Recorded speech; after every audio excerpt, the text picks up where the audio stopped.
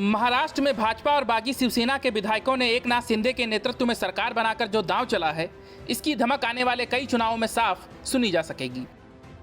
शरद पवार की party NCP से उसका मूल वोटर तो छिटकेगा ही, साथ ही उद्धव ठाकरे के गुट वाली शिवसेना को दरकिनार कर एकनाथ शिंदे असल शिवसेना का प्रतिनिधित्व करेंगे और सभी मराठा मतदाताओं को हमेशा के लिए भाजपा गठबंधन के पाले में लेकर आएंगे। दरअसल भाजपा नेतृत्व ने देवेंद्र फडणवीस की जगह एकनाथ शिंदे को मुख्यमंत्री बनाकर एनसीपी मुखिया शरद पवार और उनकी पार्टी की राजनीति के भविष्य पर ही प्रश्न चिन्ह लगा दिया है। पूरा खेल ऐसे समझिए कि फडणवीस महाराष्ट्रीयन ब्राह्मण हैं, जिनके मतदाताओं की संख्या राज्य में सिर्फ 12% ही है, जबकि राज्य में 30% से अधिक मराठा वोटर हैं। सीएम पद को छोड़कर फडणवीस का कद मराठा मतदाताओं की नजरों में हमेशा के लिए बहुत ऊंचा हो गया है।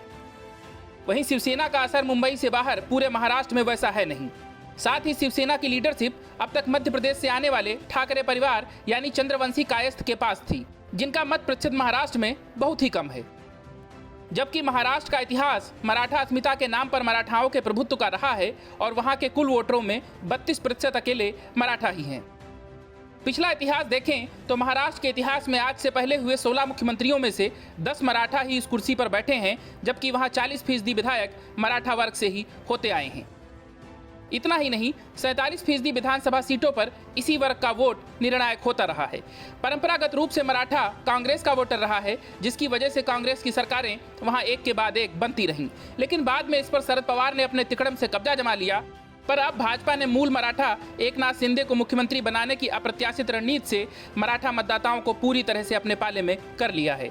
साथ ही शरद पवार के सर से मराठा छत्रप का ताज उतार फेंकने की तैयारी भी शुरू कर दी है। यही नहीं, भाजपा के इस दांव ने पवार के बाद एनसीपी की राजनीति का भी भट्ठा बैठा दिया है।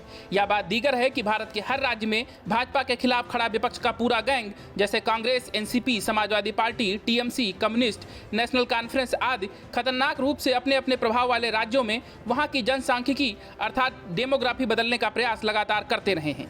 जब जब ये जहां जहां सत्ता में रहते हैं, वहां वहां रोहिंग्या और बांग्लादेशी मुसलमानों को बसाने को सहज बनाकर अपना वोट बैंक बनाते रहे हैं। फारूक अब्दुल्ला से लेकर बदरुद्दीन अजमल और ममता बनर्जी तक ये खेल करते आ रहे हैं, जबकि महाराष्ट्र में शरद पवार की पार्टी एनसीपी के लिए ये काम नवाब मलिक करते आए हैं।